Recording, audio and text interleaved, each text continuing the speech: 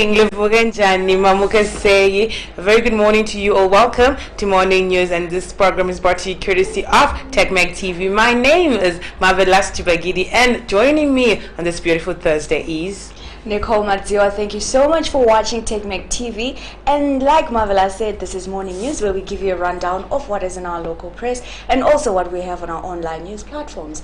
So from the Daily News, the headlines reads, Chamisa trails ED in America. From the Newsday, 2% transaction tax illegal, court. And from the Herald, Cyclone Idai, food donations rotting in warehouses. Still on the Herald, China investors hold crucial indaba. Another story from the Herald, 2% tax to stay despite High Court ruling. ZANU-PF thanks ED for assisting Mugabe family. So moving on to our online news platforms, where you can access them on www.technomag.co.zw. Presidential advisors, members clash over Ecocash. Still on Technomag, Safaricom unveils digital academy. High Court sets aside 2% electronic tax. And these are the stories that you can find on our online platforms. So now for the news in detail. So we'll quickly go to the Daily News, where it says Chamisa trails ED in America as MDC lines up anti-government protests in New York. And the story reads, angered by the continued harassment of its supporters as well as the escalating abductions of government critics in the country, the main opposition MDC plans to hold mass protests against President Emmerson Mnangagwa in the United States of America, the Daily News reports. This comes as pressure has been mounting on Emmerson Mnangagwa with the current abductions that have been going on in the country. So that is what the Daily News is saying. So from failed, okay, not failed. Let's just call them failed. From failed protest and damage in the country, in Zimbabwe, now the MDC is taking it to New York, the city of dreams. Riot cops block doctors' march is another headline from the Daily News, and it reads, Baton building. Riot police yesterday blocked striking doctors from presenting a petition to parliament over the abduction of their leader, amid claims that they are receiving death threats from suspected security agents to end their ongoing strike. That is sad. Okay. But wait, when we say security agents, who are we talking to? Who are we talking about? I like how these papers always call them security agents. I think it's... Oh, state security agents. Who are we talking about? Yeah, that's a very good question. Your guess is as good as mine, man. Okay, so moving on to the Newsday. 2% transaction tax illegal, says the court. That's the major headline running through the Newsday right there. And the story reads, High Court Judge Justice Happiness Joe yesterday ruled that the 2% intermediated transaction tax imposed by Finance Minister Mthuli Ncube under the statutory instrument 205 of 2018 was illegal and unconstitutional, but the ruling may be largely academic. Pro-democracy activist Mfundo Mlilo, who was represented by MDC Deputy President and IBT, successfully challenged the legality of the tax. Ncube introduced the tax through SI 205 of 2018 on October 12 last year, which Mlilo argued was unconstitutional as a minister could not amend an act of parliament through a statutory instrument. Wow. But I don't get the part where they say maybe largely academic. Maybe it's because the practicality of it is not exactly, it's not going to happen. Actually, well, the professor actually responded yesterday when he said that people are still going to be, paying the 2% tax exactly. despite the court ruling. So we'll go right to that 2% story. Exactly. The 2% story, which says the 2% tax to stay despite High Court ruling, and then this story is running in the Herald. High Court Judge Justice Habeas Shaw yesterday scrapped statutory instrument SI 205 of 2018, which enabled government to levy 2% tax on electronic money transactions above $10. The tax was introduced as an austerity measure by Finance and Economic Development Minister Professor Mthuli Ncube. However, Justice Shaw's judgment has no material effect since there is now a Finance Act which provides for the contested tax passed on August 2. Wait, it was passed on August 21, but then it says it was passed on August 21, but it was actually in October, on the 12th of October. So the 2% is here to stay, people. It's not going anywhere. No, it's not going anywhere. It was rather too suspicious how it would. Would you imagine a world without 2% tax? Yes, it was never there. So yes, we can imagine. Yes, indeed, Nicole, we can go. No, but a judge saying, you know what, you can't, and then it's all good, and then the tax is boom, it's gone. I don't know. It was just too good to be true. Anyway, I'll move. Still on the Herald. Cyclone Idai food donations rotting in warehouses. I don't know how and why food donations get to a point where they rot. But the story reads, food items worth thousands of dollars donated to Cyclone Idai victims are rotting in warehouses in Chimanimani East, and it is unclear why they have not been handed over to the intended beneficiaries. Cyclone Idai ravaged Chipinge and Chimanimani districts in March this year, killing hundreds and destroying infrastructure worth over $1 billion. It also destroyed food reserves and crops, leaving victims vulnerable and in urgent need of aid. Well, they were left vulnerable and in urgent need of aid, but now it's rotting. Interesting. Seems like there's just too much aid. A very good morning to Alex Douglas Moyo and Rose Guthrie. Thank you very much for watching, people. And still on the Herald, China investors hold crucial indaba. Government yesterday held a crucial meeting with Chinese embassy officials and Chinese investors to seek ways of enhancing cooperation between the two countries. The meeting is expected to be a regular feature on the calendar to provide a forum of exchange among key stakeholders on issues like immigration laws.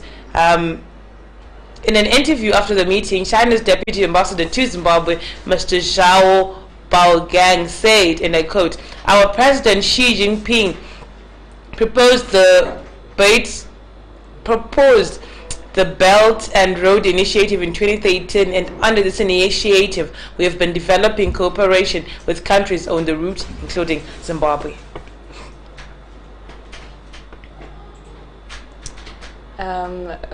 Still on the Herald, there ZANU-PF thanks ED for assisting Mugabe family.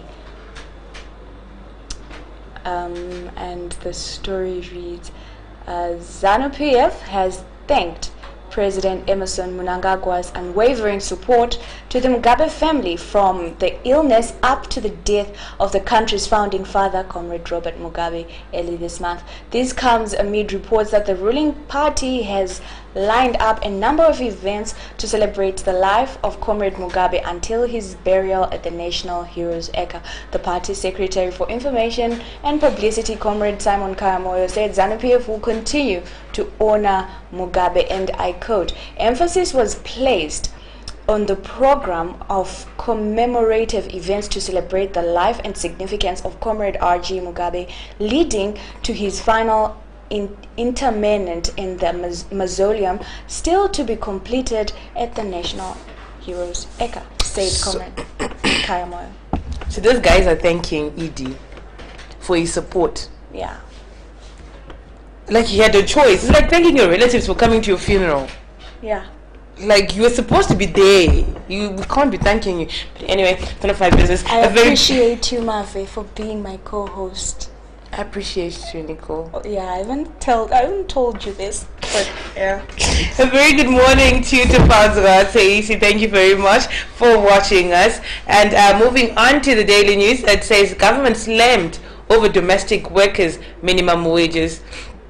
The Zimbabwe Domestic and Allied Workers Union, ZDAWU, has slammed the government over proposed minimum wages for domestic workers, saying they do not reflect the current economic environment characterized by soaring prices of basic commodities and services. Cabinet on Tuesday announced that it had increased minimum wages of domestic workers and those without industrial employment cancels, commonly termed as unclassified operations. And if you remember, we read the story yesterday where we talked about the $160 RTGS for the gardeners, the $179 for the childminder, and the $389 for those without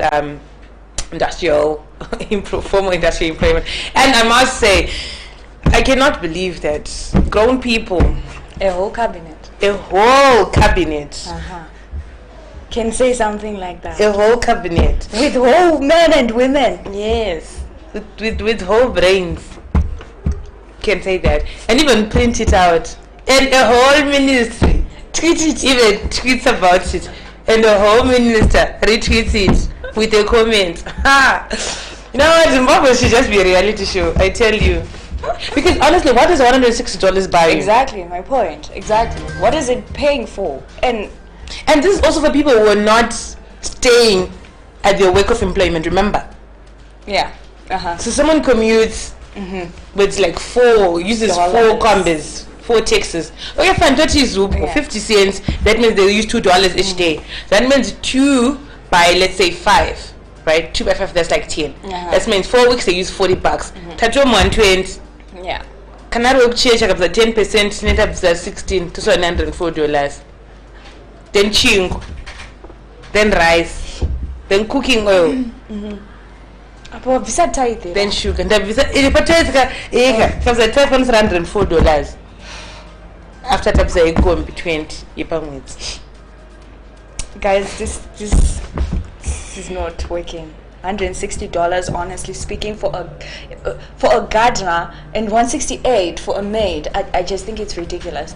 And for anyone it will not work. It doesn't seem. Anyway, moving on to the Newsday. China keen to invest in solar power in Zimbabwe is another story from the Daily News, and the story reads. I really don't like reading Chinese stories because then they have these nice names that I really can't read. Nice. Would you want to read this? Please read this. Yeah, I know I'm not going to be able to read that word. So. Me too. Yeah, but then you have this thing, like this thing that you do, which I like. Please. China Jiangxi International Corporation (CJIC) is keen on investing in Zimbabwe's solar power energy sector as the country continues to struggle with electricity shortages, resulting in blackouts of up to 18 hours a day. This comes as the company has successfully completed a Beijing-funded 50-megawatt plant in Kenya, and the East Asian giant is keen on expanding its influence under the Belt and Road Initiative. But I have another question. Okay. It's like with the Mausoleum, we got a Chinese person or company, whatever, was contracted. Yeah. With the new parliament, a Chinese person was contracted. Yeah. Now with this solar thing, maybe it's because of Tifayo, I don't know, or something. Another Chinese company has been contracted. I was trying to say we don't have companies in Zimbabwe who can do all of that. Anyway, moving on with the news. Court rejects Chombo bid to get passport. And the story reads, former cabinet minister Ignatius Chombo's bid for the temporary release of his passport has been dismissed after a Harare magistrate claimed he wanted to use the traveling document to skip the border and avoid prosecution. Chombo is facing a slew of corruption charges emanating from his tenure as local government minister. He had offered to deposit 25,000 as surety, claiming he had prostate cancer and needed urgent medical attention in South Africa. My guy, fortunately, your passport is not coming back. I think we have established that by now. I mean, he has been asking for his passport, I think, since January, if I'm not mistaken. Like, And then the courts has just been saying, no, relax. There are hospitals in this country. Go there. Well, at the moment, I'm not doctors, so we don't know what he would do if he was to go. Malema in court over divisive utterances. Malema, what did he do now? The SA Human Rights Commission, SARS, is holding EFF leader Julius Malema to the Equality Court over divisive utterances made in the wake of former Zimbabwe President Robert Mugabe's death in recent days. On Saturday, Malema posted a video paying tribute to Mugabe, who died on September 6 in Singapore, featuring notable quotes from the former leader. Among the quotes featured in his video, among the quotes featured next to images of Mugabe was one that read, "The only white man you can trust is a dead white man." Malema's tweet sparked controversy and even resulted in a complaint to Twitter that was later dismissed. Okay, this is what Malema needs to understand. There are certain things that certain people, when they do it, they get away with it. Even if up until now, if our former late president, if he was to be on Twitter and if he was going to be tweeting that, people are going to like it, retweet, heart it, and put the crown, they say, "Ah, king, you know what? You are wise. You're drinking from the fountain of wisdom." But there are just certain things that you can't get away with when you're another person. In this instance, you can't be saying that. Julius can't be saying that about and with his history, with his feelings regarding the white people in South Africa, then I'm sure it's closed the stir. And also, good morning to Calvin Santana. He's saying, "My favorite girls, long time. I hope you're all doing great." We're doing well, Calvin. How are you doing? It's been a long time, man. It's been a while. Thank you for showing up. Zimbabwe's SA maize.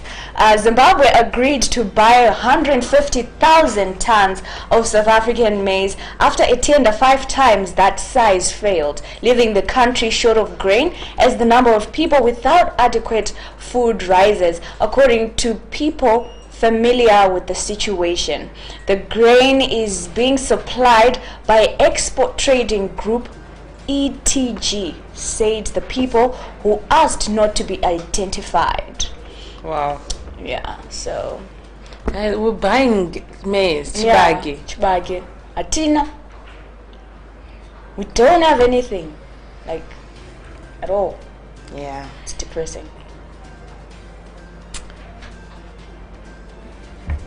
MDC takes police head on as another story running in the Newsday. The MDC has confronted the police demanding an explanation on why Police Commissioner General Godwin Matanga has allegedly issued an illegal ban on the party's internal meetings across the country. MDC activities have been frozen by the police, while reportedly barring party district and ward meetings, including primary elections. Party Secretary General Carlson Wende has demanded an explanation from Matanga before taking legal action against what he termed illegal police action. This battle between MDC and the police continues. It continues. Still on the Newsday, doctors cripple hospitals over missing colleague. And the story reads, Parenyatwa and Harare Central hospitals were virtually deserted yesterday following the decision by the Health Apex Council to down tools in fear for the lives of its members in the wake of Saturday's abduction of Zimbabwe Hospital Doctors Association leader Peter Magombe by suspected state security agents. A survey by Newsday in Harare yesterday showed that patients at public health institutions were stranded with no doctors and nurses to attend to them, forcing many to return home without getting any medical assistance. But people give birth every day, so what's happening? What do you mean? There are no doctors and people give birth every day, so what's happening with the pregnant women? I don't. Oh, you mean? Oh, okay. All right. Ain't she slow? Yeah, well, I have my moments. I have my moments. And regarding the story of the police and of the police freezing and MDC activities, Calvin is saying, what is ZANU-PF police fearing? And he says we need a new police system which is not ZANU-PF biased. Thank you, Calvin. And then still on the news day, the story reads, more xenophobia victims arrive back home. Another 10 volunteer repatriates fleeing South African xenophobia arrived in the country through Beitbridge border post yesterday amid reports that 300 had jumped ship. Officials who received the repatriates aboard a 15-seater minibus said information received indicates that hundreds of repatriates had changed their minds and left the makeshift camp in Johannesburg, leading to its closure. A few hundred Zimbabweans and other foreign nationals fled their homes and sought refuge in camps after xenophobic violence rocked South Africa from September 2 this year. Nigeria and Zimbabwe are known to have come to the rescue of their citizens and offered to return them home. The 10 repatriates were part of more than 300 Zimbabweans accommodated at the Johannesburg makeshift camp. So people go to the makeshift camp. And then they think about it really deeply, and they're like, no. I win. I would just rather be here. Anyway, still on the news. If I die, I'm going back in, guys. They can't afford to buy $9 bread when they can buy our banny for like 12 rand. They can't afford to do that. They can't be buying such skinny and $100 when it's only rand to pick and pay into that. Exactly. So they're like, you know what? I know what, thanks, fam. If we get burnt, I know it's not funny, but yeah. But this is what these guys did. Just told themselves it's better off if we die, we die. But that says a lot. Exactly, it does. It's not a good message. Inflation condemns pensioners to poverty is another story from the Newsday, and the story reads, pensioners have implored the National Social Security Authority to review upwards their monthly stipends, which have been eroded by inflation, condemning them to paupers. This came after a forensic audit report released recently unearthed corrupt activities at the $1 billion state pension entity, which led to former tourism minister Priska Mfumira being arrested in July over an alleged $95 million corruption scandal. The forensic audit exposed corruption, fraud, criminal abuse of office by management, leading to a potential financial prejudice of close to 200 million. And Mfumira is still there. Mfumira is still there, guys. Malawi residents snub voter registration, according to ZEC.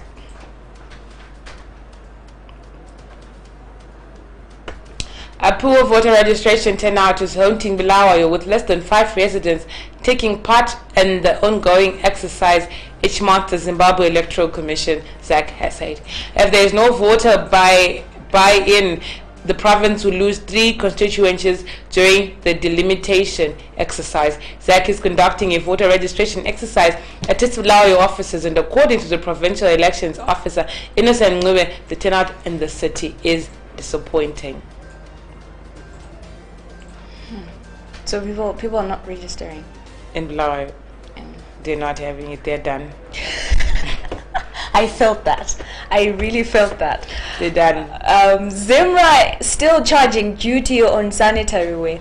MDC legislator Priska Mshonga last week revealed that individuals and institutions that were trying to bring in sanitary towels and cups for donation to underprivileged girls were failing to do so, as the Zimbabwe Revenue Authority Zimra was still demanding duty despite Finance Minister Mutuli Ncube scrapping it. Mshonga told Southern Eye that she was pained by the issue because she has been advocating for the removal of duty on sanitary way.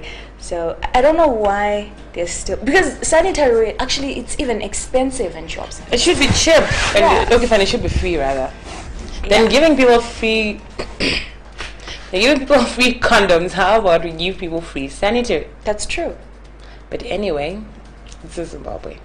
President appreciates new gold processing plant tech. And this is the Herald.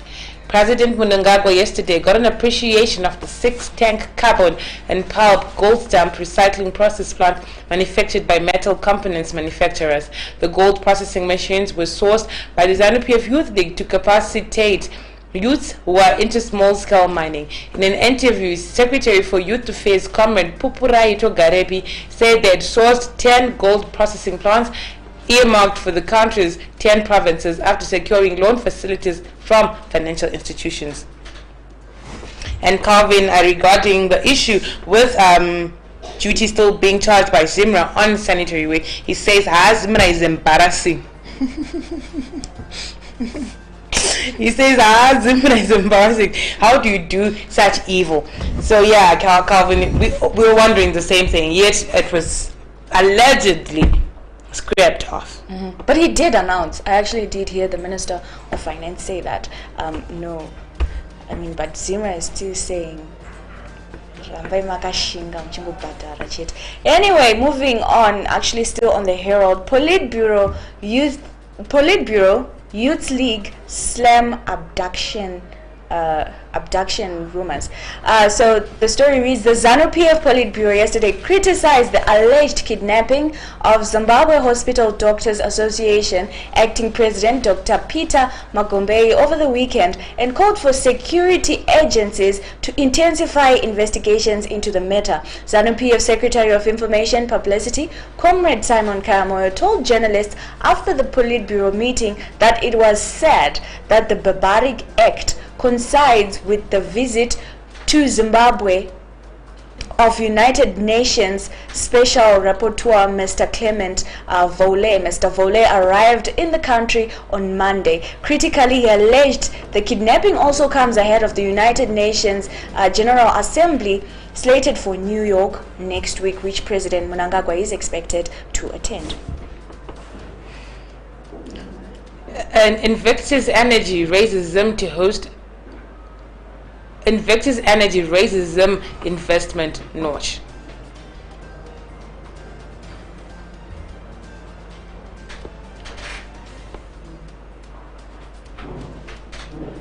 Okay, I think we're gonna have to go with the Zivu story first. My apologies. It's fine. Please take us through the Zivu story, and then you can take us on the Invictus. Zivu defies party directive. Chivi's South Legislature Comrade Killer Zivu has come under fire for continuing to defy the ZANU-PF Masvingo Provincial Executive's directive, stopping him from carrying out party and parliamentary business in the area pending the finalization of his disciplinary hearing. It is understood the party has written to the Politburo recommending that he be expelled for violating party rules after attending to social media platforms such as WhatsApp and Twitter and allegedly pushed for dialogue between President Mnangagwa and MDC Alliance, Mr. Nelson Chamisa. Okay, I think it's high time we just, get to know about Zivu's fate, honestly speaking, because we're really doing back and forth, like a lot.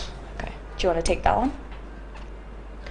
RBZ Forex savings bond splits opinion. The US dollar savings bond announced by the Reserve Bank of Zimbabwe and the 2019 mid-term monetary policy review is a novel idea but risks finding little favor with investors without the central bank adjusting foreign exchange return on thresholds, financial analysts have warned. Markets analysts feel that the US dollar denominated savings bond is a welcome development as it will improve the variety of long-term fixed income securities within the market by augmenting the treasury bills market. This comes after the central bank introduced a local currency savings bond back in 2017, then under multi-currency before converting all monetary balances into local currencies amid a dollar crunch in February this year. And also Calvin is still commenting and he's saying abductions are a reality and we know for a record which face carries the record of abductions in all Zimbabwe cases. If you know, you know. But now you know. Thank you so much, Calvin, for your comments there. Moving on to Technomag, which you can access on www.technomag.co.zw. Presidential advisors clash over Ecocash. And the story reads, one of President Emerson Mnangagwa's advisors and National Business Council of Zimbabwe Executive Chair Keith Guja has given Ecocash CEO Natalie Jabango a 48-hour ultimatum to bring to task the unscrupulous extortionist, charging 60% premium for cash on Ecocash. So these are cash premiums, so if you want to get your cash out, you pay as much as 60%. So it's like half of your money. More than half of your money. Yeah, more than half of your money. Still on Technomag, Safaricom unveils Digital Academy. Mobile network operator Safaricom has unveiled a program to empower and train employees looking to shift to new digital careers. Known as the Digital Academy, the initiative especially caters to employees working in technology careers that are becoming automated as computers gain more capabilities and take on more roles. Safaricom is already fully trained 60 of its staff and placed them in new roles. They're getting ready for the fourth industrialization, which is pretty dope. Anyway, still on Technomag, High Court sets aside 2% electronic tax. High Court Judge Justice Zhou has set aside statutory instrument 205 of 2018 on the 2% electronic transaction tax that came to effect last year in October after being implemented by the Minister of Finance, Professor Mtuli. So I think now, so this was yesterday.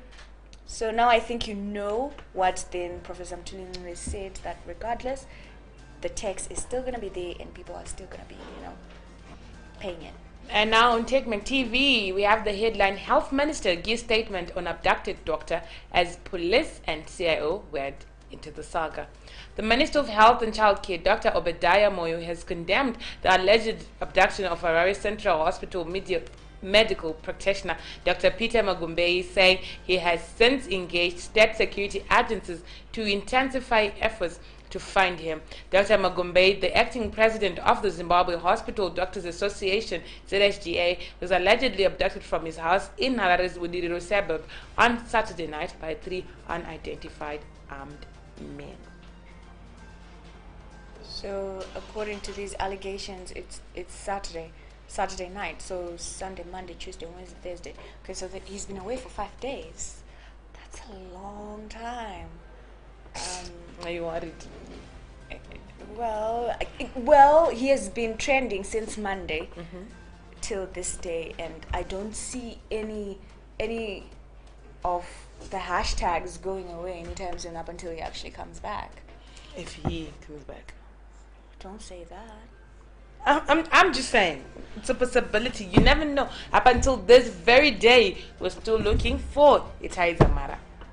So that is it from us, from Technomag TV and the crew behind the scenes. That is all we had for you this morning. Hoping that you guys enjoyed and actually got a take of what's trending and what's happening, what's new in our country from the stories that we read from our local papers. So from myself and my beautiful cool host Nicole, this is all we had for you. And thanks to the crew behind the scenes for making us be able to give you the news every morning. So from us to you, have a blessed day.